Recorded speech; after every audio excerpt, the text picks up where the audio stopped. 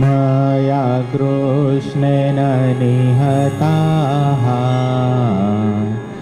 सार्जुनेन रणेषु ये प्रवर्तयिष्यन्त्यसुरा स्ते त्वधर्मं यदाक्षितो धर्मदेवा तदा भक्ता अहं नारायणो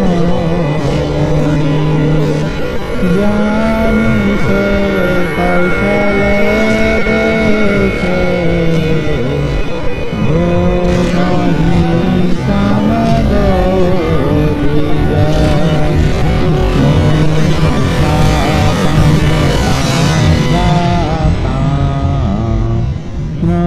शिंस्तात तथोधवं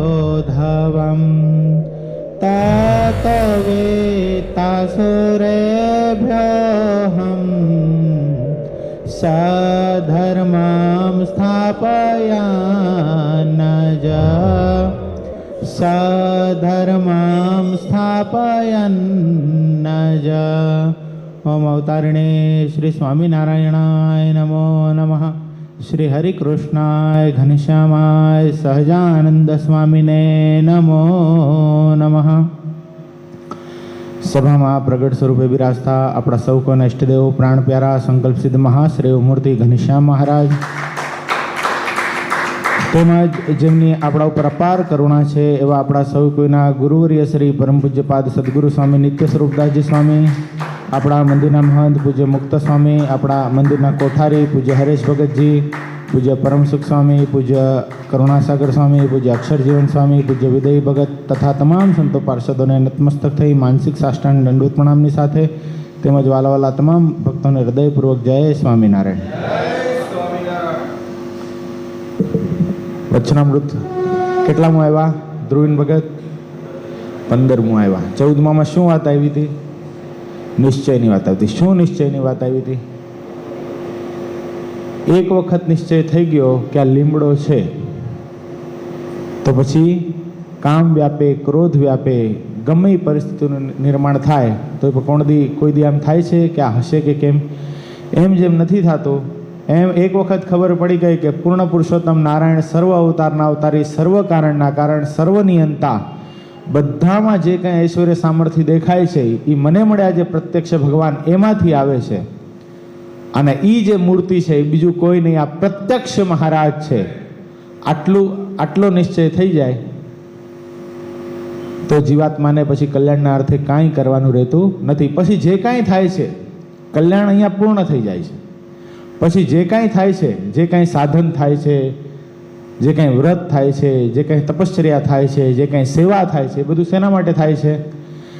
ભગવાન અને ભગવાનના સંતોને રાજી કરવા માટે થાય છે। હવે આપણે કંઈ કલ્યાણ માટે દાખલો નથી કરવાનો, શેના માટે દાખલો કરવાનો છે? કલ્યાણ તો થઈ ગયું, એને રાજી કરવા માટે દાખલો કરવાનો। બસ આ આપણી મહેનત છે, આ આપણું સાધન છે અને આ જ આપણું પરમ કલ્યાણ છે। આવી અદ્ભુત વાત મહારાજે પ્રથમના 14મા વચનમાં બતાવી। આજે આપણે 15મું વચનામૃત વાંચશું।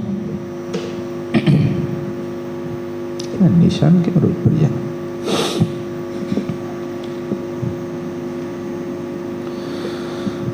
સ્વામિનારાયણ હરે, સ્વામિનારાયણ હરે।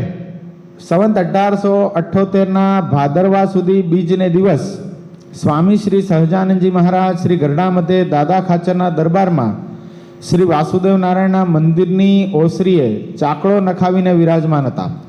સર્વ શ્વેત વસ્ત્ર ધારણ કર્યા હતા અને પોતાના મુખારવિંદની આગળ મુનિ તથા દેશ દેશના હરિભક્તની સભા ભરાઈને બેઠી હતી। યાદ રહી સભા? નિશિત ભગત બોલો બોલો। આટલી મસ્ત સ્માઇલ નથી આપવાની, સભા બોલવાની। હું દયા આવી જાય સ્માઇલ આવી। હાલો બોલો, જેટલી યાદ રહી એટલી બોલો।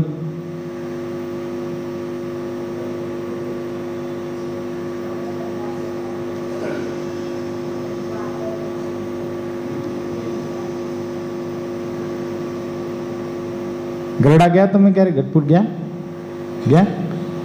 ગઢપુરમાં દાદા ખચ્ચરના દરબારના દર્શન કર્યા. હા, એ દરબારગઢમાં મહારાજ વાસુદેવ નારાયણના મંદિરની ઓસરીએ બિરાજમાન છે, ચાકડો નખાવીને, સર્વશ્વેત વસ્ત્ર એટલે વ્હાઈટ સર્વશ્વેત વસ્ત્ર ધારણ કર્યા છે અને પોતાના મુખારવિંદની આગળ મુનિ તથા દેશ દેશના હરિભક્તની સભા ભરીને. પછી શ્રીજી મહારાજ સર્વ પરમહંસને પ્રશ્ન પૂછ્યો છે, કૃપા વાક્ય છે. મહારાજના વચનામૃતમાં કુલ કેટલા પ્રશ્ન છે? આખા વચનામૃતમાં મહારાજના સ્વયં મહારાજના કેટલા પ્રશ્ન છે?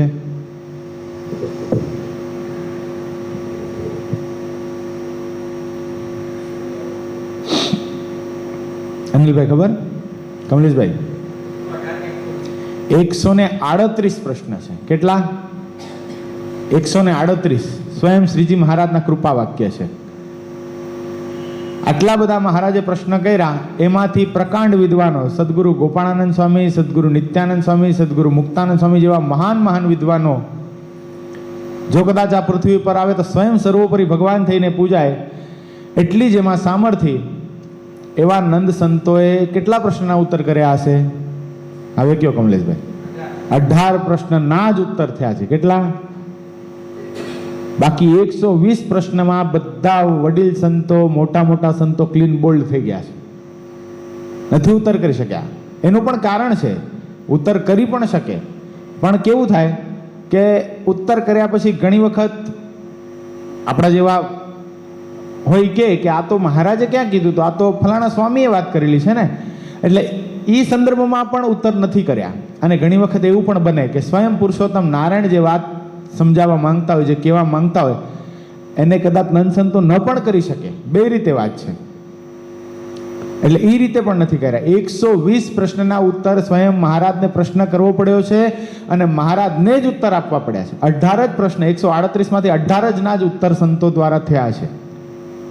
બાકી પછી સંતો પૂછ્યા ઘણા બધા. આ તો વચનામૃત એટલે પ્રશ્નનો ખજાનો કહેવાય. મુક્તાનંદ સ્વામીના સૌથી વધારે પ્રશ્નો, પણ 138 પ્રશ્ન સ્વયં મહારાજના છે. એટલે એવી જ રીતે અહીંયા પણ 138 માંથી આ પણ એક સરસ મજાનો પ્રશ્ન મહારાજ પૂછી રહ્યા છે. ગમે તેવો કઠણ સ્વભાવ હોય, શું વાત છે? સ્વભાવ ગમે તેવો કઠણ સ્વભાવ હોય ને જો એક વિચાર કરીએ તો તે સ્વભાવ નાશ થઈ જાય, અને એ વિચારને મૂકીને બીજા હજારો વિચાર કરે તોય પણ એ ભૂંડા સ્વભાવ હોય તે ટળે નહીં, એવો કયો વિચાર છે? શું પ્રશ્ન આવ્યો હેમાંગ ભગત? વેર યુ? નાટકની પ્રેક્ટિસ અત્યારે નથી ચાલતી. હાલો પાછો કહું.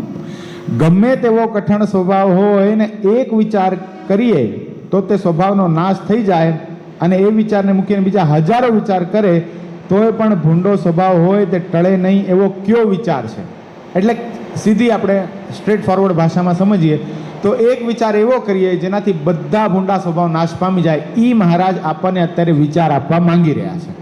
તો આપણને કરવો છે આ વિચાર. પહેલી વાત તો આપણા અંદર સ્વભાવ છે.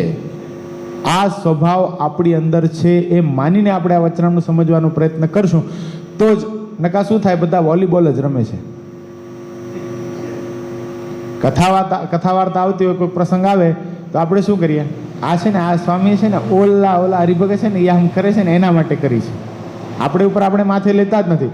એટલે જ્યારે કથા સાંભળવા બેસીએ, કરવા બેસીએ અથવા તો વાંચવા બેસીએ વચનામૃત, ત્યારે એવું સમજવાનું છે આ જે કાંઈ દોષ છે એ ભગવાન સ્વામિનારાયણ મને કહી રહ્યા છે. આ મારામાં દોષ છે, મારે ટાળવાના છે. હું દોષ ટાળવા માટે આવ્યો છું, હું પામર છું. આ બધા મારી સાથે આવેલા મુક્ત છે, આ મુક્તનો કાફલો છે. આ પૂજ્યપાદ ગુરુ અદ્ભુત સમજણ આપી છે આપણા જીવનની અંદર, પણ હજી અનુકરણ નથી થતી. આ વાચ્યાર્થમાં છે. બોલવા બેસીએ ત્યારે મજા આવી જાય, આહા કેવી સરસ વાતો કરે, પણ જીવનમાં ક્યારે ઉતરી કહેવાય કે ખરેખર એવો વ્યવહાર થવા માંડે ભગવાનના ભક્તોની સાથે. વ્યવહારમાં ઉતરી જાય કે નહીં, ખરેખર મારી સાથે આવેલો કાફલો એ મુક્ત છે અને હું પામર છું. મને ભગવાન સ્વામિનારાયણ તેડવા માટે આ બધાને સાથે લઈને આવ્યા છે. મારે સત્સંગમાં આખી જિંદગી ગરજુ થઈને રહેવાનું છે, કોઈને મારે ગરજુ કરવા નથી. આવું જીવનમાં ઉતરી જાય. આ ગુરુનું બ્રહ્મ વાક્ય છે, આ ગુરુનું સૂત્ર છે. આ જો જીવનમાં ઉતરી જાય ને તો બધાને પ્રત્યે દિવ્ય ભાવના જ રહે. પછી સ્વભાવ એ તો કેવું છે કે એ ગિફ્ટેડ છે. કદાચ આ લોકમાં આવ્યા તો કાંઈક ને કાંઈક કોકને કાંઈક સ્વભાવ તો હોય જ. એની સામે દ્રષ્ટિ નથી કરવાની. સ્વભાવ અત્યારે હોય એમ નહીં, ભગવાનના સમકાલીન સમયમાં પણ હોય ને સ્વભાવ તો. હવે દામોદર શેઠ અને જયરામ બ્રહ્મચારી બે ભગવાનના સમકાલીન સમય ને. દામોદર શેઠ એટલે અમદાવાદનું આખું મંદિર બનાવી દેનાર, કેટલા ભગવાનના ભગવદીય પવિત્ર હરિભગત. અને જયરામ બ્રહ્મચારી એટલે મૂળજી બ્રહ્મચારીના સમકક્ષ કહી શકાય એવા પવિત્ર. હવે એમાં બની ઘટના એવી, ઠાકોરજીએ મહારાજે એક વખત એવું કીધું કે જયરામ બ્રહ્મચારી મહારાજની સેવામાં. મહારાજે જયરામ બ્રહ્મચારીને કીધું, જયરામ બ્રહ્મચારી આજે છે ને જેનો થાળ હોય ને એને જ અમારી પાસે દર્શન કરવા માટે લાવજો, એને જ પૂજા કરવા માટે દેજો. સોરી, દામોદર શેઠને કીધું. દામોદર શેઠ બહાર દરવાણી તરીકે ઊભા. એમાં જયરામ બ્રહ્મચારીના કોઈક નજીકના હરિભગત હેતવાળા એણે રસોઈ આપેલી ઠાકોરજીને, સંતોને. હવે ઓલાને પકડાઈ ગયું કે જેને થાળ હોય એને દર્શન કરવા માટે આવવાનું છે. હવે રસોઈ એટલે થાળ કરતાં મોટી કહેવાય, પણ ઓલા ગણપતિની જેમ પકડી રાખ્યું કે થાળ હોય એને દર્શન કરવા આવવા દેવાના. જયરામ બ્રહ્મચારી કે ભાઈ સાહેબ એની રસોઈ છે, પૂજા કરવા દો. એ કે નહીં, મહારાજે થાળ છે ને એને જ કીધું છે અંદર આવવાનું, નહીં જવા દે. તે બે બાયધા. તે ઝઘડો એટલો થયો કે જયરામ બ્રહ્મચારી ઓલાને નીચે પછાડીને માથે ચડી ગયા કે તારી જાતના કણબા કેમ જવા નથી દેતો, સમજે જ શું તારી જાતને. અને ત્યાં જ્યાં કોલાલ થતો હતો ને, શ્રીજી મહારાજ અક્ષરઓરડીમાંથી બહાર આવ્યા. જોજો, સમજો, મજા જેવી વાત જોજો. અક્ષરઓરડીમાંથી મહારાજ આવેલા, શ્રીજી મહારાજ બહાર આવ્યા ને મહારાજ કે એ જયરામ બ્રહ્મચારી આ શું કરો તમે? ભૂલી ગયા તમે બ્રહ્મચારીની દીક્ષા લીધી છે યાર. આ બ્રાહ્મણ છો કે તમારો પાડોશ મુસલમાનનો હતો? આવું કરો છો તે શરમ નથી આવતી? અને એટલું વસમું લાગ્યું ને, જયરામ બ્રહ્મચારી જઈને ભંડકમાં સૂઈ ગયા સંતાઈને. અને પછી મળે નહીં, બધા ગોતે. કારણ કે થાળનો સમય થયો, જમવાનો પંક્તિનો સમય થયો એટલે બધા ગોતે તો ખરા, મળે નહીં. મહારાજ દામોદર શેઠ, હવે જોજો મહારાજ લીલા કરે. મહારાજ દામોદર શેઠને કે દામોદર એલા એ ઓલા બ્રહ્મચારી ક્યાં ખોવાઈ ગયા છે, જોજો. મને તો એવું લાગે છે કે બહુ વસમું લાગી ગયું એને. એ ક્યાં કુએ બુએ પડી જશે, આત્મહત્યા કરશે ને તને બ્રહ્મહત્યાનું પાપ લાગશે. કે જાગો. હવે આ દામોદર શેઠને બહુ વસમું લાગ્યું કે આ એલા એ સાચી વાત છે, મારા લીધે એક બ્રહ્મચારીને આટલું ખોટું લાગી ગયું, મારે આવું ન કરાય. એટલે ગોતે આ થોડીક વાર થાય ને ત્યાં બ્રહ્મચારી બહાર નીકળ્યા ભંડકમાંથી, હું ગુડી એટલે. તે દામોદર શેઠ મળ્યા. દામોદર શેઠ દંડવત કરવા લાગ્યા. દામોદર શેઠ બ્રહ્મચારીને કે બ્રહ્મચારી તમે ક્યાં ગયા હતા? મને તો બહુ ગભરામણ થઈ ગઈ હતી. એ કે કાંઈ નહીં, હું તો થાકી ગયો તો સૂઈ ગયો તો થોડીક વાર. એટલે સ્વભાવ અત્યારે હોય એવું નથી. તે વખતે શ્રીજી મહારાજના સમકાલીન સમયમાં પણ હતું. હવે સંપ્રદાયનો ઇતિહાસ એમ બોલે, જેને સત્સંગની માં મુક્તાનંદ સ્વામી કહેવાય, બરાબર, આટલા સમર્થ સંત અને સહસ્ત્ર અવધાની પુરુષ કહેવાય. લાડુદાન ગઢવી જેનું નામ, બબ્બે જેના સંબંધ થઈ ગયેલા, રાજકવિ લાડુદાન ગઢવી સાધુ થયા પછી બ્રહ્માનંદ સ્વામી થયા. આટલા મોટા જેણે સંપ્રદાયની અંદર વિરાટ કાર્યો કર્યા. વડતાલનું મંદિર, જુનાગઢનું મંદિર, મૂળીનું મંદિર, આવા વિરાટ કાર્યો કર્યા. 15,000થી વધારે શ્રીજી મહારાજના કીર્તન લખી નાખ્યા. એવા નંદ સંત બ્રહ્માનંદ સ્વામી અને મુક્તાનંદ સ્વામીને 7 દિવસ અબોલા રહ્યા છે. કેટલા દિવસ? તો શું સ્વભાવ તે વખતે નહોતા? એ શું કામ રાખ્યા? એ લોકોએ શું કામ એવા સ્વભાવના દર્શન કરાવ્યા કે ભવિષ્યમાં કદાચ આવું થાય તો તમે બધા એવું માની નહીં લેતા કે આ પામર જ છે, આવો જ છે, ખરાબ છે. નહીં, સ્વભાવ તો પોતાનો ભાગ ભજવે. એ મુક્તપણું અને સ્વભાવ એ બેને અલગ જ જોવાના છે. આ લોકમાં આવે તો સ્વભાવ તો રાખવો પડતો હોય છે. પછી જ્યારે અબોલા છૂટ્યા ત્યારે બ્રહ્માનંદ સ્વામીને પૂછવામાં આવ્યું કે સ્વામી તમારે મુક્તાનંદ સ્વામીની સાથે સત્સંગની માં જેવા મુક્તાનંદ સ્વામી એની સાથે અબોલા રહ્યા કેમ થયું? ત્યારે સ્વામી કે મને જ્યારે હું ખૂબ બીમાર પડ્યો ને અને છેલ્લી અવસ્થા હતો ત્યારે ભગવાન સ્વામિનારાયણે બધા હરિભક્તોને કીધેલું કે હે સંતો, હે હરિભક્તો, તમે એક વાત મારી સાંભળો. તમને જેવી ઈચ્છા હોય કે બ્રહ્માનંદ સ્વામી હજી સત્સંગની વધારે સેવા કરી શકે તો તમે 7 દિવસની આવરદા તમારી બ્રહ્માનંદ સ્વામીને આપો. કોણ ના આપે ભાઈ? એમાં બરાબર એક વઢગણી ડોશીએ પોતાની આવરદા આપેલી. તો બ્રહ્માનંદ સ્વામી કે વઢગણી ડોશીની આવરદા મારા ભાગમાં આવી ને તો એ પ્રારબ્ધ ચાલી રહ્યું હતું. એટલા માટે આ મુક્તાનંદ સ્વામી સાથે મારે અબોલા થયા નતા. મુક્તાનંદ સ્વામી તો ગુરુ. ભગવાન પણ એમ કે મુક્તાનંદ સ્વામીના સાધુતાઈ જેવા ગુણ છે ને અમે કૃપા કરીએ તો કદાચ બધું આપી દઈએ, પણ સાધુતાઈ અમે કોઈને આપતા નથી. એ સ્વયં ભગવાનપણું છે, એક ઐશ્વર્ય છે સાધુતાઈ. એ અમે મુક્તાનંદ સ્વામીને આપી છે, બીજા કોઈને નથી આપી. તો આવા ગુરુ જેવા મુક્તાનંદ સ્વામી સાથે મારે અબોલા થાય ન થાય. એટલે સ્વભાવ તો તે વખતે પણ હોય, અત્યારે પણ કંઈક અંશે દેખાય, પણ એ સ્વભાવનો ત્યાગ કેમ કરવો? આપણે હરિભગતના સ્વભાવની વાત નથી કરતા, આપણા નિજ સ્વભાવની વાત કરીએ છીએ. આપણા નિજ સ્વભાવનો ત્યાગ કેમ કરવો, એ કેવો વિચાર કરવો, જે વિચાર કર્યા પછી આપણા જીવનના બધા સ્વભાવ નાશ પામી જાય, એ વિચાર આપણને આજે ઠાકોરજી આપી રહ્યા છે. આ પ્રત્યેક મુમુક્ષુનો પ્રશ્ન છે ને હિતરાજ ભગત, છે કે નહીં? ઘણા દિવસે દર્શન થયા તમારા. તે જેને જેમ સમજાતું હોય તેમ તમે કહો, જેમ તમને બધાને સમજાય છે એમ બધા કહો. પછી પરમાંશમાં જેમ જેને સમજાતું હતું તેમ તેણે કહ્યું, પણ યથાર્થ કોઈથી કહેવાયું નહીં. અમે બોલ થયા સંતો. પછી શ્રીજી મહારાજ બોલ્યા છે, લ્યો અમે કહીએ છીએ જે જેમ બહાર પોતાનો કોઈક શત્રુ હોય, તે આપણું કંઈક કામ થતું હોય તેને બગાડી દે, અથવા પોતાની મા બેન દીકરી સામે ગાળ દે, તેનો જેમ અતિશય અભાવ આવે છે અને જે ઉપાય કરીને તેનું ભૂંડું થાય તે ઉપાય કરાય છે, અથવા કોઈક બીજો તે શત્રુનું ભૂંડું કરે તો પણ અતિશય રાજી થવાય છે, તેમ જે મોક્ષને અર્થે યત્ન કરતા હોય ને તેમાં જો કામ ક્રોધાદિક માહિલો કોઈ શત્રુ વિઘ્ન કરે તો તેની ઉપર પણ એવી વેર બુદ્ધિ થાય અને તેનો ખટકો ક્યારે પણ ટળે નહીં, એવો જેને વિચાર હાથ આવ્યો હોય તે શત્રુ માત્રને ટાળી શકે છે. શું વાત બતાવી અહીંયા? દાખલા તરીકે બહાર આપણો કોઈક શત્રુ હોય, આપણો કોમ્પિટિટર હોય, હાલો ને ધંધાની અંદર આપણો હરીફ જ હોય, આપણને કોઈક સારો ટેન્ડર મળવાનો હોય અથવા તો સારી ઓપોર્ચ્યુનિટી પ્રાપ્ત થવાની હોય, એમાં બગાડી નાખે તો આપણને કેટલી દાસ થાય છે, એના પર કેટલી દાસ થાય છે.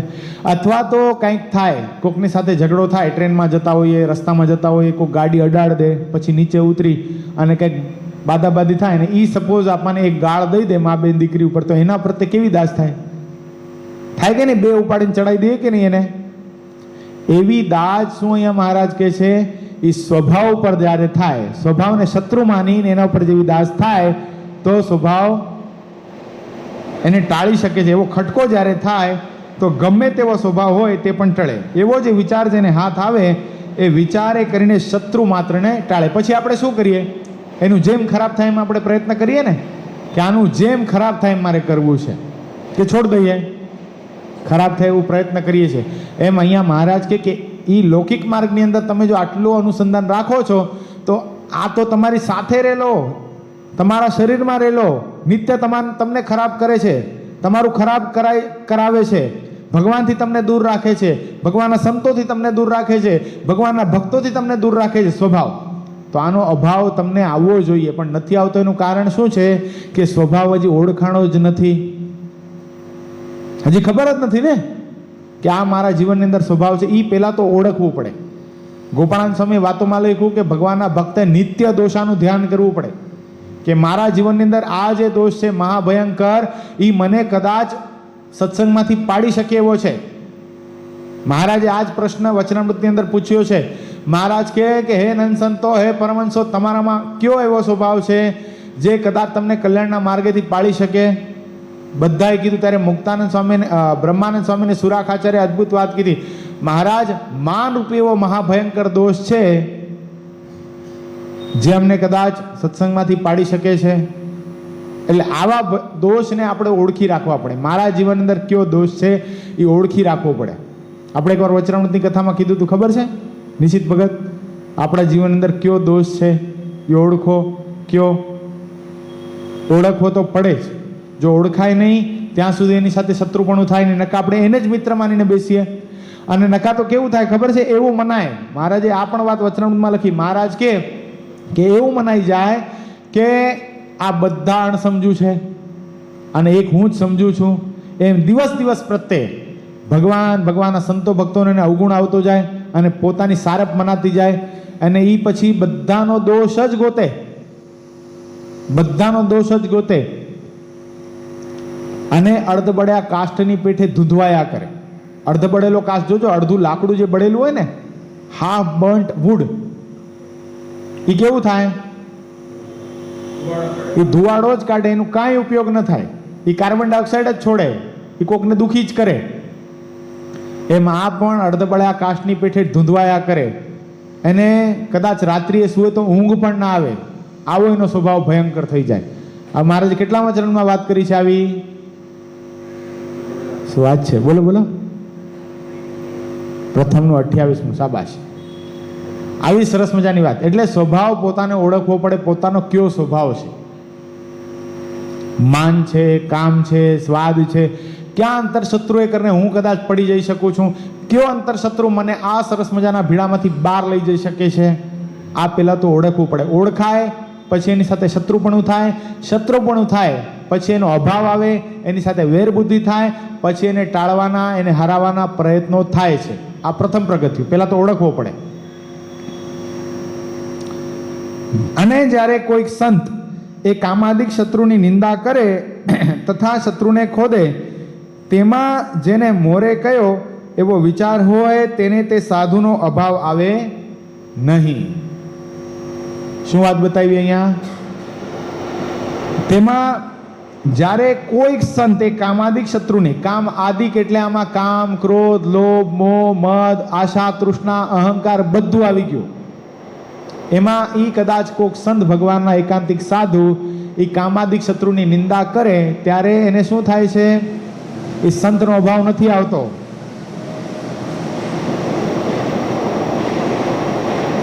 જો પહેલા કયો એવો વિચાર હોય તો, પોતાના સ્વભાવને ઓળખી રાખ્યો હોય તો, અને પોતાના સ્વભાવને ઓળખી ના રાખ્યો હોય તો શું થાય? સ્વભાવનો અભાવ ના આવે પણ વાતના કરનારાનો અભાવ આવી જાય છે. આ શક્યતા બહુ રહે છે સત્સંગની અંદર. કારણ કે મહદ અંશે શું હોય? ગ્રસ્ત ભક્તોને પોતાના સ્વભાવની ખબર જ હોય નહીં. કારણ કે માન સહજ ભાવે પોષાતું હોય, જે જોઈએ એ વસ્તુ સહજ ભાવે મળતી હોય, અને ધંધા બિઝનેસની અંદર આપણે આપણા પ્રોટોકોલ પ્રમાણે રહેતા પણ હોઈએ છીએ. તો જ્યારે સત્સંગમાં આવીએ છીએ ત્યારે અહીંયા તો બધા સરખા છે, અહીંયા કરોડોપતિ છે એ બી સરખો છે, અને સામાન્ય હરિભગત પણ સરખો છે, એટલે અહીંયા માનની અપેક્ષા રખાતી નથી. એટલે માનરૂપી દોષ છે, બીજા અન્ય દોષ છે, જ્યાં સુધી એનો ઓળખાણ નથી થતી પછી ભગવાનના સાધુ પુરુષ છે અથવા તો ખરેખર ભગવાનના હરિભગત છે એ આવા દોષનું ખંડન કરે છે. ત્યારે જેને દોષની ઓળખાણ નથી થઈ એ શું કરે છે? એ સ્વભાવનો ત્યાગ કરી શકતો નથી. અને શેનો ત્યાગ કરી દે છે? સંત સમાગમનો, ભગવાનના ભક્તનો સમાગમનો ત્યાગ કરી દે છે. જે વાતને મહારાજે વચનમાં અદ્ભુત રીતે વર્ણવી છે.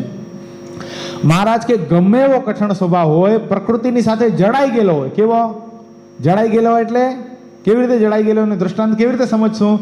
દાખલા તરીકે દાળ પીરસવાનો ડોયો હોય, જોયો બધાએ? દાળ બધાએ પીરસી ઉપર ટેરેસ ઉપર કોકને કોક વારે. એમાં જે ડોયો છે એ હેન્ડલ સાથે કેમ રિબેટ મારીને વેલ્ડિંગ કરીને જડાઈ ગયેલો છે? જેમ હેન્ડલને આપણે ફેરવીએ તો આગળનો ડોયો છે, વાટકો છે, એ ફરે કે નહીં ફરે? એમ સ્વભાવ છે એ પ્રકૃતિ સાથે, જીવ સાથે જડાઈ ગયો છે. કેવો જડાઈ ગયો છે? ખબર જ નથી પડતી કે અમારામાં સ્વભાવ છે, હું આવો જ છું એમ સમજી લે છે. મારો જીવ આવો છે. ઘણી વાર આપણે નથી કહેતા મારો જીવ આવો છે, તો વાસ્તવિકતામાં જીવ એવો છે? જીવ તો શુદ્ધ છે, તો એની અંદર સ્વભાવ એવો છે જે માની લે છે કે મારો જીવ આવો છે. એ કારણ શરીરની સાથે એકમેક થઈ ગયો છે. સ્વભાવ શું? પ્રકૃતિ શું? વાસના શું? તો મહારાજે કીધું સ્વભાવ જ, ગોપાળાનંદ સ્વામી વાતોમાં લખ્યું, સ્વભાવ જ પ્રકૃતિ અને પ્રકૃતિ જ વાસના. એ જન્મ મરણના હેતુ થાય છે. તો સદગુરુ ગોપાળાનંદ સ્વામીની વાતમાં અદ્ભુત વાત બતાવી. એ જ મહારાજ વચનામૃતમાં પણ વાત કરે. મહારાજ કે કદાચ ગમે એવો કઠણ સ્વભાવ હોય, જીવ સાથે જડાઈ ગયો હોય, પ્રકૃતિ સાથે જડાઈ ગયેલો હોય, પણ એ સ્વભાવ ટળી જાય. આ મહારાજે સર્વોપરી કલમ રાખી છે અહીંયા. નકા ભગવાન કૃષ્ણ ગીતાજીમાં એમ કે નિગ્રહ કિમ કરીષ્યતિ, સ્વભાવ ઉપર, એના ઉપર કેમ તમે કંઈક નિયમ લાદી શકો? ન કરી શકો કાંઈ.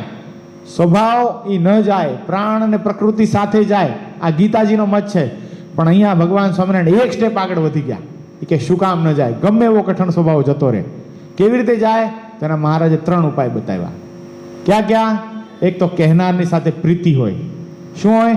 જે વાતનો કરનારો છે એની સાથે અતિશય પ્રીતિ સાંભળનારને હોય. બીજા નંબરમાં વાતનો કરનારો જે વાત કહે છે, જે વાત, જે ઉપદેશ સત્સંગમાં થાય છે, એને જે ઉપદેશ સાંભળે છે એ સંપૂર્ણ હિતકારી માને. શું માને? હિતકારી માને. અને પ્રીતિ હોય હિતકારી માન્યા પછી એ જે વાત કરી છે એને પોતાના જીવનમાં અપનાવવા માટે અતિશય તીવ્ર શ્રદ્ધાવાન હોય. કેવો હોય? તીવ્ર શ્રદ્ધાવાન હોય. આ જો 3 વસ્તુ જીવનમાં આવી જાય તો ગમે એવો કઠણ સ્વભાવ હોય, પ્રકૃતિ સાથે જડાઈ ગયો હોય તો એ સ્વભાવ એ સમય જતા નાશ પામી જાય છે. આવું મહારાજે વચનામૃતમાં અદ્ભુત વાત બતાવી. કેટલા વચનામૃત છે આ તો ઘણા બધાને ખબર હોવી જોઈએ. અનંત ભગત નથી ખબર? ટ્રાય મારો બરાબર છે તમે જે કયો છો એ. હે કયો અનિલભાઈ? મધ્યનું 37મું, મધ્યના 37મા વચનમાં મહારાજ અદ્ભુત વાત બતાવી કે કહેનારની સાથે. હવે અહીંયા ભાઈ જે ભગવાનના સંત વાત કરે છે, ભગવાનના જે સંત વાત કરે છે એની સાથે અતિશય પ્રીતિ હોય. જો તમને એક વાત બતાવું, બહુ સરસ વાત, વ્યાપક દ્રષ્ટિ ફેરવશો તો તમારે વાતમાં હા પડી જશે કે ભગવાનના સંતની સાથે, પોતાના ગુરુજનોની સાથે પોતે જેણે એક વખત કહી દીધું કે મારા જીવનમાં કંઈક ખોટ હોય તો તમે મને રોકજો, ટોકજો, મને વઢજો, મને કહેજો. એક વખત ભગવાનના એકાંતિક સંતને અથવા તો ભગવાનના એકાંતિક ભક્તને ગુરુ ભાવ રાખીને એક વખત આપણે પોતાનો જીવ એને સોંપી દીધો, એના પછી એની સાથે કેવો જીવ જડાઈ જવો જોઈએ. કેવો જીવ? આપણે બધાને ખબર છે કે સદગુરુ મુક્તાનંદ સ્વામી જ્યારે મહારાજ સમાધિ પ્રકરણ ચલાવવાનો તત્પર થયા, ભુજમાં સ્વામી બિરાજમાન હતા અને મયારામ ભટ્ટે જ્યારે પત્ર લખ્યો કે સ્વામી આ સહજાનંદ સ્વામીએ તો આખી પ્રથા બગાડી નાખી છે. સદગુરુ રામાનંદ સ્વામીએ તો કેવો દિવ્ય સંપ્રદાય સ્થાપ્યો હતો, એમાં તૂત અને પાખંડ સહજાનંદ સ્વામીએ ચલાવ્યો છે. અરે જે પાણી લેતો ન હોય, અઠવાડિયે નાતો ન હોય એવા વ્યક્તિઓને સમાધિ કરાવે છે. નરું પાખંડ ચલાવ્યું છે. સ્વામી આપ જો નહીં આવો ને તો સદગુરુ રામાનંદ સ્વામી જે ઉજ્જવળ પરંપરા મોક્ષની ચલાવી હતી ને આ સહજાનંદ સ્વામી બગાડી નાખશે. આ મયારામ ભટ્ટે જ્યાં પત્ર લખ્યો ને, અને ભુજમાં બિરાજતા સદગુરુ મુક્તાનંદ સ્વામી આવ્યા છે.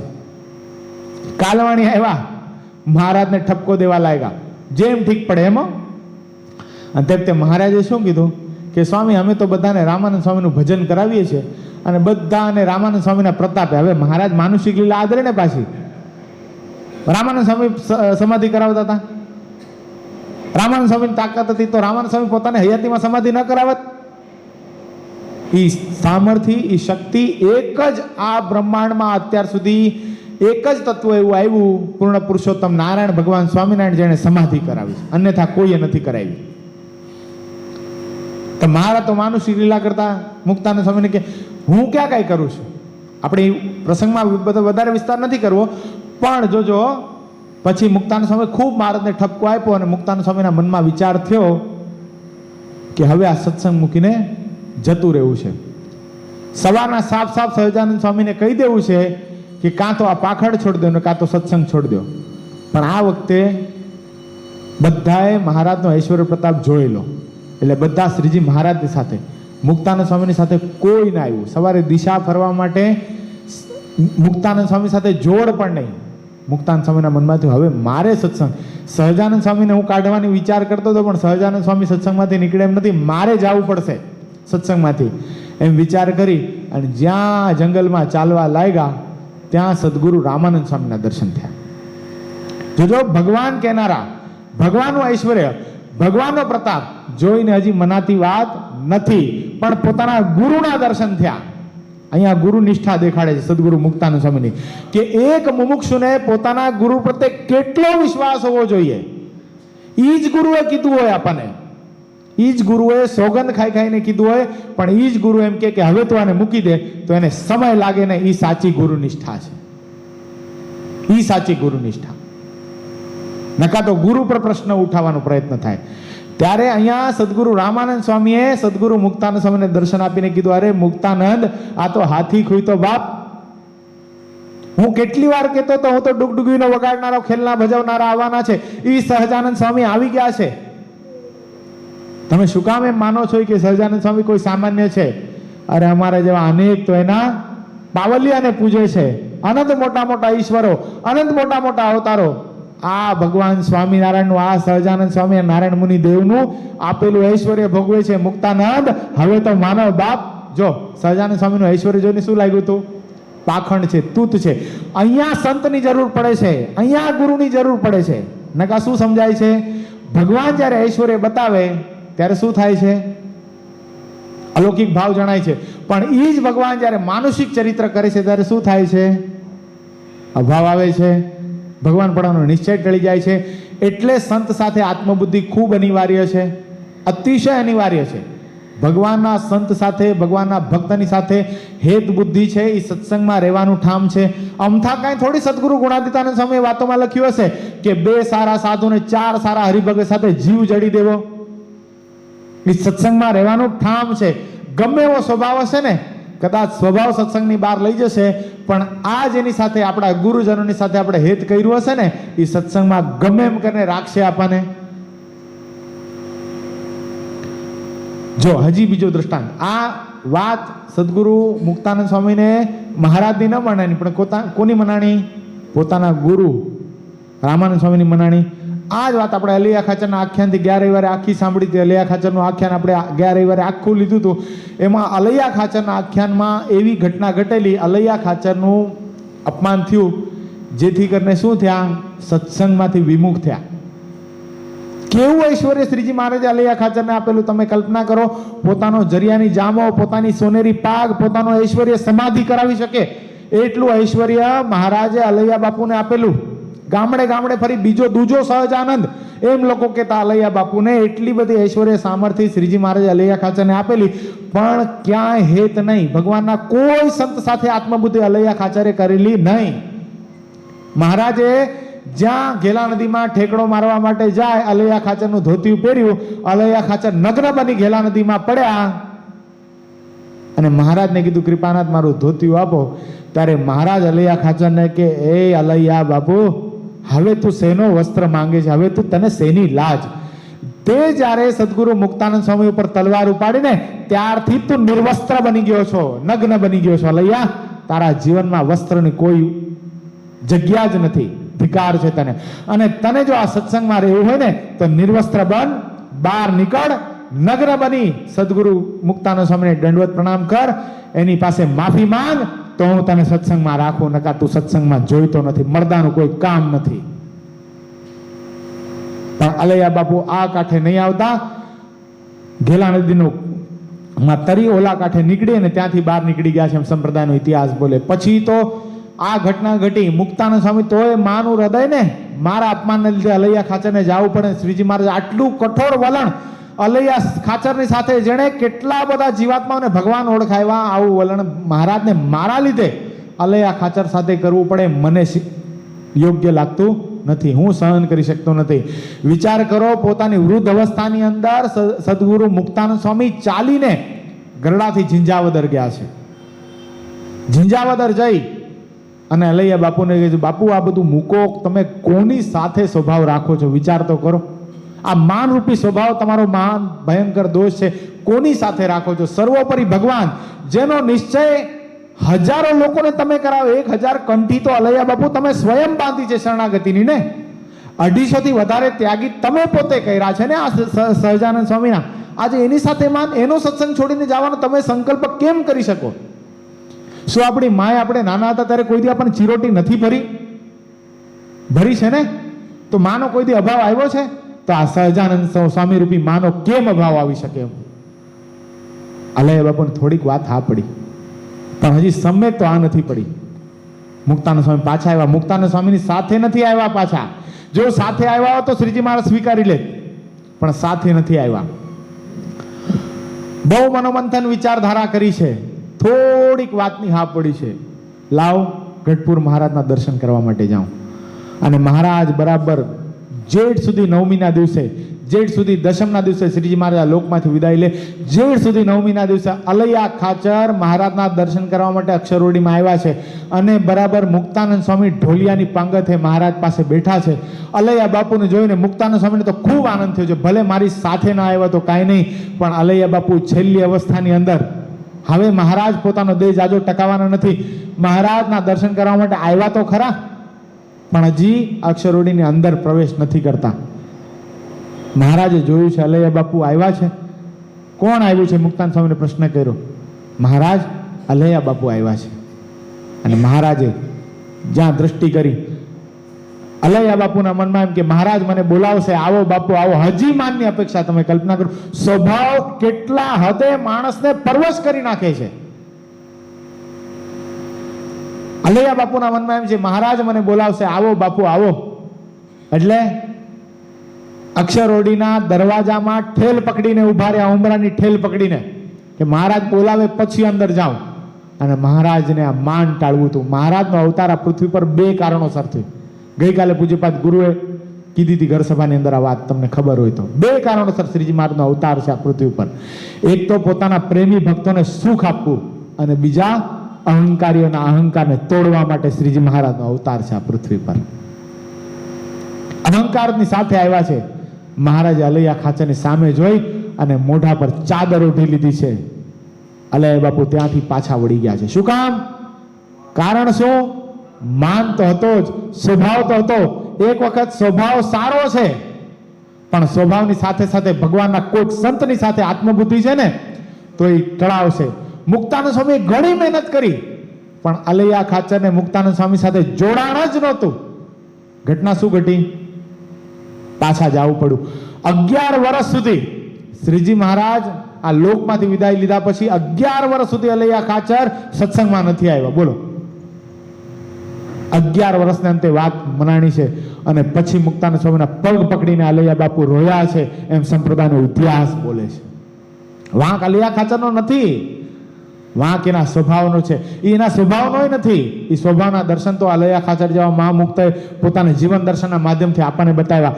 પણ આપણને આમાં લાલ બત્તી દેખાય છે કે રખે ને કોક આપણા જીવનનો સ્વભાવ આપણને સત્સંગમાંથી પાછો ન પાડી નાખે. ભગવાનના કોક શ્રેષ્ઠ હરિભક્તની સાથે, કોક ભગવાનના એકાંતિક સંતની સાથે એવી આત્મબુદ્ધિ કરી રાખો કે જ્યાં ક્યાંક આપણને સ્વભાવ શત્રુપણું કરશે ને, ત્યારે એ ભગવાનના સંત અથવા તો ભગવાનના ભક્ત આપણને ટોકીને સત્સંગમાં રાખી શકે એવી આત્મબુદ્ધિ તો આ સત્સંગની અંદર કોકને કોકની સાથે કરી જ રાખવી પડે. આટલો વિશાળ કાફલો છે આપણા સત્સંગની અંદર. આમાં શું કોઈ સદગુણી સંતો, કોઈ સદગુણી હરિભક્તો આપણને નથી દેખાતા? હોય જ, પણ શું કામ નથી જઈ શકતા? એ પણ આપણો સ્વભાવ આપણને રોકે છે કે હું કેવી રીતે આને કહું કે મારી ભૂલ હોય ત્યાં મને ટોકજો. અને કે છે ભગવાનના સારા સારા શ્રેષ્ઠ ભક્તો, બીજા એવું લાગતું હોય પોતાથી નાની ઉંમરના હોય તોય પણ એને કહી દે છે કે મારા જીવનની અંદર કદાચ કાંઈ ભૂલ પડે તો તમે મને કહેજો. ભગવાનના સંતને કહી રાખે, પૂજ્યપાદ ગુરુને કહી રાખે. પણ હજી એક વાત જોજો, પૂજ્યપાદ ગુરુને કેવું સહેલું છે, બહુ સરળ છે. ત્યાં દાસ થવું, ત્યાં નિષ્કપટ થવું બહુ સહેલું છે. સ્વભાવ વાસ્તવિકતામાં ક્યાં દેખાય? પૂજ્યપાદ ગુરુ પાસે આપણે સ્વભાવ દેખાય છે? કેવા ડાયડમરા થઈ જાય, જાણે અક્ષરધામમાંથી હમણાં જ પ્રગટ ન થયા હોઈએ. કેવા ગોટ અત્યારે દાખલા તરીકે પૂજ્યપાદ ગુરુ અહીંયા આવ્યા હોય કથા કરવા માટે, તો બોલાવવા પડે છે કોઈને? સ્ત્રી ભક્તો, પુરુષ ભક્તોને કોઈને મેસેજ કરવો પડે છે? કાંઈ કરવું પડે છે? ખબર પડે કે ગુરુ આવ્યા છે, વાયા ખાલી ખબર પડી હોય, કોઈ જાતનો મેસેજ ના નાખ્યો હોય. ઉપરના હોલમાં પણ ખાલી પુરુષ ભક્તો સામે, અહીંયા સ્ત્રી ભક્તોને બેસવું પડે. આટલા હરિભક્તો શું કામ આવે છે? ત્યાં આપણે સ્વભાવને દાબીને વર્તીએ છીએ. એટલે ત્યાં સરળ છે નિષ્કપટ થવું. પણ જ્યાં જેની સાથે નિત્ય રહીએ છીએ એવા ભગવાનના એકાંતિક સંતો, એવા ભગવાનના એકાંતિક ભક્તો, એની સાથે જ્યારે આપણે નિષ્કપટ થશું, એની પાસે આપણે એમ કહીશું કે નહીં, મારા સ્વભાવ. આપણે રસ્તા ઉપર જતા હોઈએ, હજી સૂક્ષ્મ ભાવકો, અમરસિંહ ભગત આપણા સંપ્રદાયની અંદર પૂજ્યપાદ ગુરુના શ્રેષ્ઠમાં શ્રેષ્ઠ હરિભગત છે. બરાબર છે? બધા સ્વીકાર્ય કરીએ છીએ આપણે. મારે અમરસિંહ ભગતને જીવન સોંપવું હજી સહેલું છે. અમરસિંહ ભગતને કેવું ને કે મારી ભૂલ પડે તો મને કહેજો, એ સહેલું છે. પણ અમિત ભગતને કેવું ને એ બહુ કઠણ છે. શું કામ? એની સાથે રોજ રહેવાનું છે. એ કાંડું પકડીને કહેશે. અમરસિંહ ભગતની સાથે તો મહિને એકવાર, 15 દી એકવાર, 6 મહિને એકવાર ભેગા થવાનું. દંડોત પ્રણામ ભગતજી, દંડોત પ્રણામ. સરસ સરસ ભેટ છે, વાહ વાહ, બહુ સારા, કેટલું સત્સંગનું તમે કાર્ય કરો છો, સંતો કે છે એમ રહ્યો છો. પણ આ અમિત ભગતને ખબર છે મારા જીવનમાં ક્યાં પોલાણ છે. હું ગણેશ કોલ્ડ્રિંક પાસે અપ્પમ ખાતો હોઈશ ને, એ અમિત ભગત ત્યાંથી નીકળશે ને, એ કાંડું પકડીને એ ભલામણા આ માઇકમાં તો બહુ મોટી મોટી વાતો કરે છે, અહીંયા ઉભો રહીને અપ્પમ ખા, શરમ નથી આવતી તને? આ અમિત ભગત કહે છે. અમરસિંહભાઈ કેવા નહીં આવે. હરિભગત એ શ્રેષ્ઠ જ છે, કદાચ અમિત ભગત કરતા શ્રેષ્ઠ સ્થિતિ. પણ મારા જીવન માટે મારે જો મારા અંતરશત્રુમાંથી વિદાય કરવી હોય ને, તો મારે અમિત ભગત સાથે જીવ જોડવો પડશે. સમજાય? આ વાત હજી આપણને મનાતી નથી. આપણે ક્યાં કહીએ છીએ? વિદેશોમાં ફોન કરી દૂર દૂર ફોન કરીને કહીએ છીએ. નિત્ય જેની સાથે રહીએ છીએ ને એને નથી કહેવાતો. શું કામ? આપણને ડર છે એ વાતનો કે આ સ્વભાવ ઉપર વાત કરશે ને કરશે, જે આપણાથી સહન નહીં થાય એટલા માટે નથી કહેવાતું. અને સ્વભાવ જે પોતાના ગુરુજનો પ્રત્યે આવો વિશ્વાસ જેને આવી જાય ને એને ભગવાનના દર્શન પણ થાય છે. એક નાનો એવો પ્રસંગ કહીશ. વલ્ભાચાર્ય મહાપ્રભુ વલ્ભાચાર્ય એક વખત ભગવાન બાલકૃષ્ણને પવન નાખતા હતા, આંખ બીચીને પ્રત્યક્ષ ભાવ્યો. નાનો એવો લાલો એને સુવડાવી પવન નાખતા હતા. એમાં એક વૈષ્ણવ ભક્ત આવ્યા. એ વૈષ્ણવ ભક્તએ એન્ટ્રી કરી, વલ્ભાચાર્ય મહાપ્રભુને પગે લાગી કે મને પગે નહીં લાગશ, લાલો સૂતો છે. કેટલી પ્રગટ ભાવના! લાલો પોટેલ અવાજ નહીં કરવાનો, કાંઈ વાંધો બેઠા. એ કે તારે સેવા કરવી છે? એ કે હા. એક કામ કર, મારા લાલાને પવન નાખ, અને જ્યાં સુધી હું ના આવું ને ત્યાં સુધી આંખ બીચીને પવન નાખજે. અને એ વૈષ્ણવને વલ્ભાચાર્ય મહાપ્રભુનો હાડમાં મહિમાઓ, હાડમાં જીવનમાં મહિમા, અને પવન નાખવા માંડ્યા. જ્યાં સુધી આવ્યા નહીં વલ્ભાચાર્ય મહાપ્રભુ ત્યાં સુધી પવન નાખ્યા. અને આ બાજુ લાલો આવે, નિષ્કામ ભાવની સેવાથી રાજી થઈ ગયો. લાલાએ પ્રગટ દર્શન આપ્યા. અરે વૈષ્ણવ, તારી ભક્તિથી હું રાજી થયો. તે તારા ગુરુમાં આટલો બધો વિશ્વાસ રાખ્યો, તારા ગુરુના વચને તું આંખ બીચી પ્રત્યક્ષ ભાવથી મને પવન નાખે છે. આંખો ખોલ, મને તને દર્શન આપવા છે. નહીં, મારે દર્શન નથી કરવા. જ્યાં સુધી મારા ગુરુ મને ન કહે ત્યાં સુધી મારે તમારા દર્શન નથી કરવા. કદાચ હું આંખ ન ખોલું ને અત્યારે તમે જતા રહ્યો ને તો મારા ગુરુમાં એટલી શક્તિ છે કે તમને પરાણે મને દર્શન દેવા માટે આવવું પડે એટલા તમને મજબૂર કરી શકે. એટલી મારા ગુરુ વલ્ભાચાર્ય મહાપ્રભુમાં શક્તિ છે. પણ અત્યારે જો આંખ ખોલી નાખું ને તો મારા ગુરુના વચનમાં મને ફેર પડી ગયો. આપણા ગુરુજનો આપણને ઓળખતા હોય છે. આની કેટલી કેટેગરી છે, ક્યાં આને ઊંચો લઈ જવો, ક્યાં આને રોકવો, ક્યાં આને ટોકવો, એ આપણા ગુરુજનો આપણને સમજી શકતા હોય છે. અને વલ્ભાચાર્ય મહાપ્રભુ આવ્યા, બહુ સરસ સેવા કરી બેટા. શું થયું? શું કામ મારી મજાક કરો છો? તમને બધી ખબર છે. ભગવાન કૃષ્ણએ દર્શન આપ્યા તો તે દર્શન ન કર્યા? અરે એના માટે તો આ ઉપદેશ છે. બાપ આપણે આવીએ તો એ જગ્યાએ ગુરુનો સમાગમ શું કામ કરવાનો? ભગવાનના દર્શન થાય એટલા માટે કરવાનો હતો ને. હવે ગુરુ ભગવાન દર્શન આપતા તો ગુરુની શું જરૂર છે? આપણી વિચારધારા આવી. પણ ગુરુ હશે ને તો ભગવાનના દર્શન ફરીવાર કરાવશે. એટલા માટે ગુરુની જરૂર પડે છે. આ બહુ ચિંતનનો વિષય છે. બહુ ચિંતનનો વિષય છે. સત્સંગ એ ખાલી વાતનો વિષય નથી. સત્સંગને આપણે ઘણો બધો ડિવાઈડ કરવો પડે. સત્સંગમાં શું થાય છે? શ્રવણ થાય છે. સત્સંગમાં શું થાય છે? સહવાસ થાય છે. સત્સંગમાં શું થાય છે? સેવા થાય છે. સત્સંગમાં શું થાય છે? ભગવાનના સંતોની સાથે સ્નેહ થાય છે. અને સત્સંગમાં શું થાય છે? પોતાના ગુરુ પ્રત્યે સમર્પણ થાય છે. શું થાય છે? સમર્પણ થાય છે. આ જ્યારે 5 વાતનો સમન્વય થાય છે ને ત્યારે સાચા અર્થમાં સત્સંગ થાય છે. ખાલી સાંભળી લેવું એ સત્સંગ નથી. આ 5 વાતને જ્યારે ભેગું કરવામાં આવે, 5 વાતનું જીવનમાં અનુસંધાન રાખવામાં આવે ને ત્યારે સાચા અર્થમાં સમર્પણ, સાચા અર્થમાં સત્સંગી થવાય છે. ગમે એટલી શ્રેષ્ઠ વાત હોય, આપણને ઘણા બધા લોકો હોય કહેતા હોય કે તમે તો બહુ સારી કથા કરી શકો છો, કરો, પણ આપણે જેને જીવ સોંપ્યો છે એ એક વખત ના પાડते જ ને કે નહીં તારે હજી નથી કરવાની. એક સંકલ્પ ન ઉઠે ને ત્યારે વાત સાચી. નકા તો મનમાં સંકલ્પ ઉઠી જાય. ભલે દેહ કરીને ન કરીએ આપણે, પણ અંતરમાં સંકલ્પ રહે. શું કામ મને ના પાડી હશે? શું કામ ના પાડી હશે? એવું કોઈ ચિંતન જ મનમાં ન હોય. નહીં, બસ જે કરે છે મારા હિત માટે કરે છે. કદાચ આખી જિંદગી મને માઇક પકડવાની ના પાડ દે ને તો કુરબાન છે, આજથી માઇક મારા ગુરુના વચને ન પકડું. આવી જ્યારે તૈયારી હોય ને ત્યારે સાચા અર્થમાં સત્સંગ ઉતર્યો કહેવાય. આ સત્સંગ છે. બાકી તો આપણે પાડી નાખીએ. સારા ભગવાનના ભક્તને પડવાના આ રસ્તા જોયા છે. પોતાના ગુરુના અભાવ આવી જાય શબ્દે કરીને કે તમે કરો, તમને તો બહુ કેપેબલ છો, પણ એ ઉપલબ્ધ દ્રષ્ટિએ, ઉપરની દ્રષ્ટિએ દેખાય છે કે કેપેબલ છીએ, પણ આપણે અંદરથી કેવા છીએ, આપણે જેની પાસે નિષ્કપટ થયા છે ને એને જ ખબર છે આ વાત કે આને આટલી વસ્તુ અપાય અને આટલી વસ્તુ ન અપાય. સમજાય છે ભગત? એટલે કોઈને ચડાવી ન દેવા રવાડે, સીધા. સમજાય છે? મુમુક્ષુ માંડ ચાલતો હોય સત્સંગની અંદર, વખાણ કરીને આપણે પાડી નાખીએ. એને બિચારાને શું દોષ હોય? એ કેવો નિષ્કપટ પોતાના જેને એને જીવ સોંપ્યો છે એને કર્યા હોય.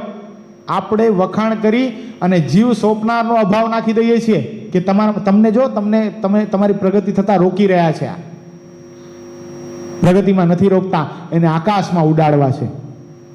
આકાશમાં ઉડાડવા છે પોતાના ગુરુજનોને, પોતાના સંતોને, ભગવાનના એકાંતિક ભક્તોને આની શક્તિને પૂર્ણપણે ખીલાવી છે. કળી છે, કળી મોગરાની કળી છે. એમાં ફોરમ ક્યારે બેસે? એ સંપૂર્ણ મોગરો થાય ને ત્યારે બેસે. નહીં કે એને કળીમાં તોડી લઈએ તો થાય. કળીમાંથી તોડી દઈએ તો કેવું થાય? સંપૂર્ણ ખુશ્બુ એમાં ન આવે.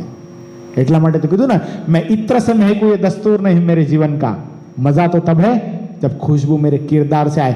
આની વાત, આ વાતની પાછળ પણ किरदार में से खुशबू कब आएगी? जब समर्पित भावना होगी, तब किरदार में से खुशबू आएगी. વચનામૃત થોડુંક છે, થોડુંક વધારે લઈશ, 5 મિનિટ હજી.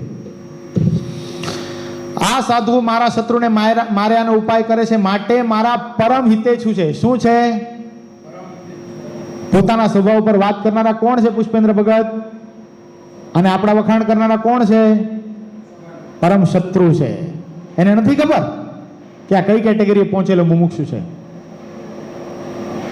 આવી જાતનો વિચાર જેના હૃદયને વિશે પ્રાપ્ત થયો હોય તે શત્રુ માત્રનો નાશ કરી નાખે.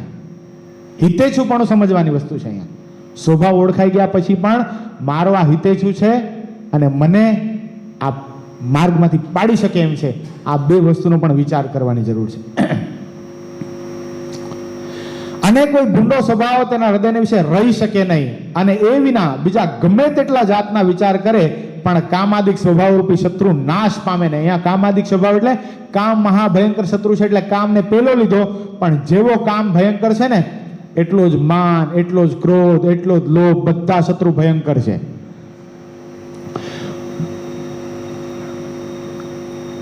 માટે એ સ્વભાવ ઉપર શત્રુપણું રાખવું એ જ સર્વ વિચારમાં શ્રેષ્ઠ વિચાર છે. શું વિચાર મહારાજે બતાવ્યો? એક તો સ્વભાવ પર શત્રુપણું રાખવું, અને જે ભગવાનના સંતો ભક્તો આપણા સ્વભાવ પર વાત કરે છે એને પરમ હિતેચ્છુ માનવા, આપણા પરમ મિત્ર માનવા. પછી વળી શ્રીજી મહારાજે પ્રશ્ન પૂછ્યો છે, બહુ સરસ પ્રશ્ન છે, નાનો એવો પણ અદ્ભુત પ્રશ્ન છે. વળી પ્રશ્ન કર્યો છે, ધર્મ, જ્ઞાન, વૈરાગ્ય અને મહાત્મ્ય સહિત પરમેશ્વરની ભક્તિ એ 4 વાનામાંથી કોઈ કાળે પડે નહીં એવો જે હોય તે શે લક્ષણે કરીને ઓળખવો. આપણા જીવનની અંદર આપણે ધર્મ, જ્ઞાન, વૈરાગ્ય અને ભક્તિમાં વર્તીએ છીએ, પણ આપણા જીવન અંદર આપણે કોઈ દિવસ ન પડીએ એવો દ્રઢ આપણે કેમ થઈ શકીએ? એવો પણ એક પ્રશ્ન થાય. બીજા નંબરમાં આ ભગવાનનો ભક્ત છે એના પ્રત્યે આપણે બધા એમ કહી શકીએ કે આના જીવનની અંદર આ ધર્મ, જ્ઞાન, વૈરાગ્ય અને ભક્તિમાંથી કોઈ દિવસ નહીં પડે. આવું આપણે સર્ટિફિકેટ એને કેમ આપી શકીએ? ભગવાનના સંતો ભક્તો આને આવું સર્ટિફિકેટ કેમ આપી શકે? આવો પ્રશ્ન છે. એના લક્ષણ કેવા હોય તો બતાવે. પછી સર્વે સંતે જેવું સમજાણું તેવું તેણે કહ્યું, પણ કોઈથી યથાર્થ કહેવાયું નહીં. પછી શ્રીજી મહારાજ બોલ્યા છે, જેનો બાળપણથી એવો સ્વભાવ હોય છે, કોઈની છાયામાં દબાય નહીં. કોઈની છાયામાં દબાય નહીં એટલે બધાને ઊંધા જવાબ આપે એમ નહીં. કોઈની છાયામાં દબાય નહીં એટલે કોઈ અધર્મ સંબંધી વાત છે.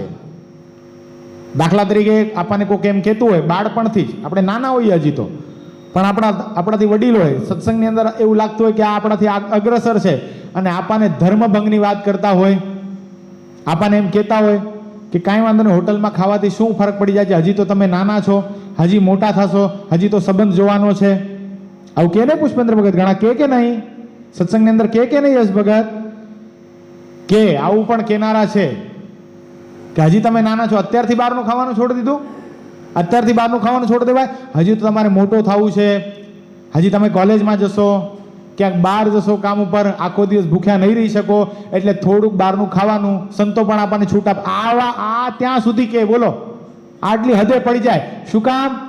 કારણ કે એને દેખાઈ રહ્યું છે કે આ ભગવાનનો ભક્ત મારાથી આગળ જતો રહેશે, આની વેલ્યુની ડિમાન્ડ આગળ વધી જશે, આ કાલ સવારનો આવેલો, હું તો વર્ષોથી સત્સંગ કરું છું, આ આગળ વધી જશે તો મારું શું? આવી ધર્મભંગની વાત જ્યારે આપણા માટે કરવામાં આવે તો આપણે કદાચ બાળક હોઈએ ને તો એ પણ એની છાયામાં દબાવવું નહીં, પ્રેમથી, વિવેકથી કહી તો દેવું. શું કહેવાનું છે? ભગત તમારી વાત સાચી છે, પણ મને એક વાત કહો ને, આવી વાત શ્રીજી મહારાજે ક્યાં શાસ્ત્રમાં કીધી છે? વચનામૃતમાં કીધી, શિક્ષાપત્રીમાં કીધી, સત્સંગી જીવનની અંદર કીધી? તો ઓલાનું મોઢું સિવાય જાય. પણ આપણે શું કરીએ? મૌન ઊભા રહીએ છીએ ત્યાં રહી છે ને મૌન ઊભા. શું કામ મૌન ઊભું રહેવું પડે છે? કારણ કે આપણા હૃદયની અંદર પણ હજી પોલાણ છે કે ક્યાંક આપણે જો દ્રઢતા હોય, અહીંયા વાત મહારાજી બતાવે છે, ધર્મ જ્ઞાન વૈરાગ્ય ભક્તિમાંથી કોણ ન પડે, બાળપણથી જેવો સ્વભાવ શૂરવીર હોય, કોઈની છાયામાં દબાય નહીં. અને જ્યાં બેઠો હોય ત્યાંથી કોઈથી હાસી મસ્કરી થાય નહીં. હાસી મસ્કરી થાય નહીં એટલે બધા સિરિયસ બેસવાનું એમ નહીં. જોજો હવે તમે કોલેજમાં આવો છો બાળકો, એક વસ્તુ સમજજો, તમે જ્યાં બેઠા હો ત્યાં તમારી પાસે કોઈ ડબલ મિનિંગની ગંદી વાત કરી શકે નહીં એવી તો તમારી પ્રતિભા હોવી જ જોઈએ. સમજાય છે? નોનવેજ વાત, ગંદી વાત, કોઈ પર સ્ત્રી સંબંધી વાત, કોઈ છોકરી બહુ સરસ દેખાય છે, આવી વાત તમારી સામે કોઈ કરી શકો ન જોઈએ. જો કરે છે તો એટલું તમારા જીવનની અંદર ખોટ છે. તાકાત નથી કોઈની કે વાત કરી શકે. આપણે બાલ સ્વામીને ઓળખીએ છીએ ને બધા, આપણા ગુરુના શિષ્ય પૂજ્ય બાલમુકુંદ સ્વામીને ઓળખીએ છીએ ને. આપણે ખાલી એના દર્શન વ્યવહારિક દ્રષ્ટિએ કર્યા છે. આધ્યાત્મિક દ્રષ્ટિએ એનું ઊંડાણ શું છે એના દર્શન મને વર્ષો પહેલા એકવાર થયા. શું એનું ઊંડાણ છે, શું એનું ઊંડાણ. સત્સંગ ઘણી વાર નહીં કર્યો હોય એની સાથે. આપણે બધા આપણે ઉપરના પતરા લગાડતા હતા. આપણા મંદિરનો પહેલો પાટોત્સવ ઉપર પતરા લગાડતા હતા અને રાત્રિએ માટી બાટી ચડાવીને થાકી ગયા હતા એટલે બેઠા હતા. એટલે બાલ સ્વામી ખુરશીએ બેઠા હતા, પગ દાબતો હતો અને હરિચરિત્રામૃત સાગર વાંચતો હતો. મને બરાબર યાદ છે, આજથી લગભગ 17 વર્ષ પહેલાની વાત તમને કરું. હું પગ દાબતો હતો, હરિચરિત્રામૃત સાગર વાંચતો હતો. તે વખતે બાલમુકુંદ સ્વામીએ મને જે વાત કરી તમને કહું. બાલ સ્વામી કે સાધુ જો પોતાની સંપૂર્ણ સાધુતાઈમાં હોય ને, સાધુ પોતાની સંપૂર્ણ સાધુતાઈમાં હોય ને, અને ગમે એવો રૂપવાન હોય, કદાચ ગમે એવો સ્વરૂપવાન હોય, કામદેવને લજા પ્રમાણે એવો સ્વરૂપવાન સાધુ હોય ને, છતાંય પણ પોતાની સંપૂર્ણ સાધુતાઈમાં હોય ને તો કોઈ સ્ત્રીની તાકાત નથી એને વિશે ભૂંડો ઘાટ કરી શકે. સાધુને તો નથી જ કરવાનો, એને તો નથી જ થવાનો, પણ કોઈ ગમે એવી કામી સ્ત્રી હોય, વ્યભિચારી સ્ત્રી હોય, વેશ્યા શું કામ નથી, ઈ પણ પેલા સાધુ સ્વરૂપવાન સાધુને જોઈ અને કામરૂપી ઘાટ ન કરી શકે. શું કામ? એને તાપ લાગે છે. આની સાધુતાઈનો એને તાપ લાગે છે, નહીં પવિત્ર છે, એને વિશે આવો સંકલ્પ મારો ધનોત પનોત કાઢી શકે છે. આટલી અંદરથી સક્ષમતા હોવી જોઈએ. આપણા જીવનની અંદર આપણી સાથે આપણે બેઠા હોઈએ ત્યારે કોઈ ગંદી વાત, કોઈ ખરાબ વાત કરી શકે છે ને બાળકો, ત્યાં સુધી સમજવું આપણા જીવનની અંદર પોલાણ છે. ન કરી શકે કોઈ, તાકાત નથી કરી શકે. એટલે હાસી મસ્કરી આ સંદર્ભમાં કીધું છે. તમે પવિત્ર ભાવથી ભગવાનના ભક્તોની સાથે આનંદ કિલોલ કરો, અહીંયા મહારાજ એ વાત ના પાડતા જ નથી. સમજાય છે?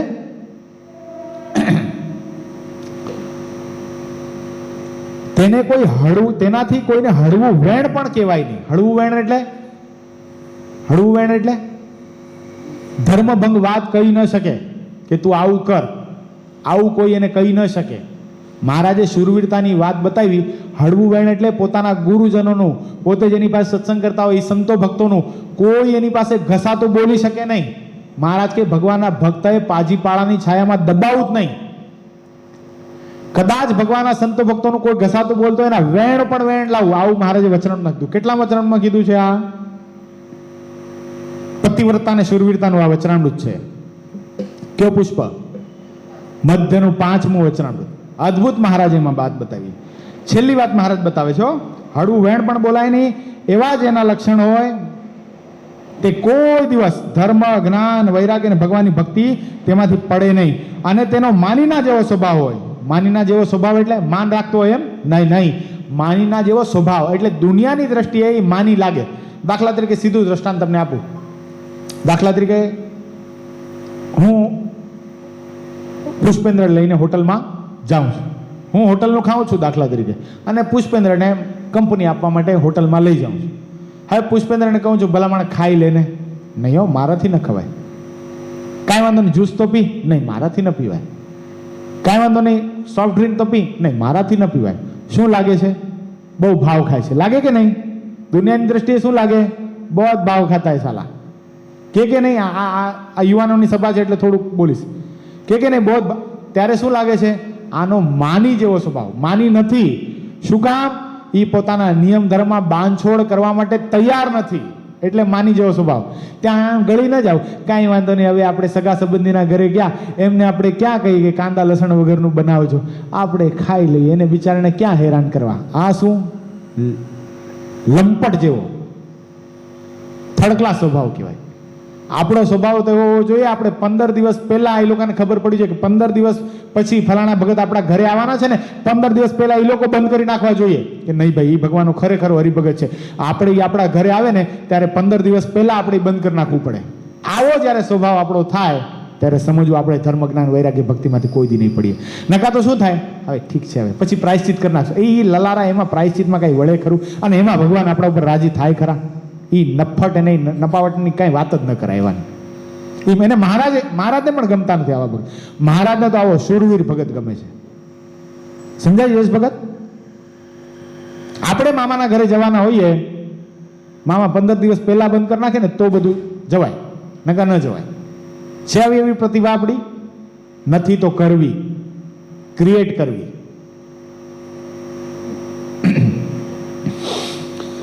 તેને કલ્યાણનો ખપ હોય માટે સત્સંગમાંથી કોઈ પ્રકારે જાય નહીં. માની જેવો સ્વભાવ છે, પોતાના નિયમની અંદર, નિષ્કામી વર્તમાનની અંદર, પંચ વર્તમાનની અંદર કોઈ દિવસ કોમ્પ્રોમાઇઝ નથી કરતો. એને શું છે, મહારાજ કે એને કલ્યાણનો ખપ છે, એને જ ખપવાળો બતાવ્યો. ગમે ત્યાં ઢળી જાય, ગમે ત્યાં કોમ્પ્રોમાઇઝ કરી દે, એને કલ્યાણનો ખપ જ નથી, એવી શ્રીજી મહારાજ વાત બતાવી રહ્યા છે.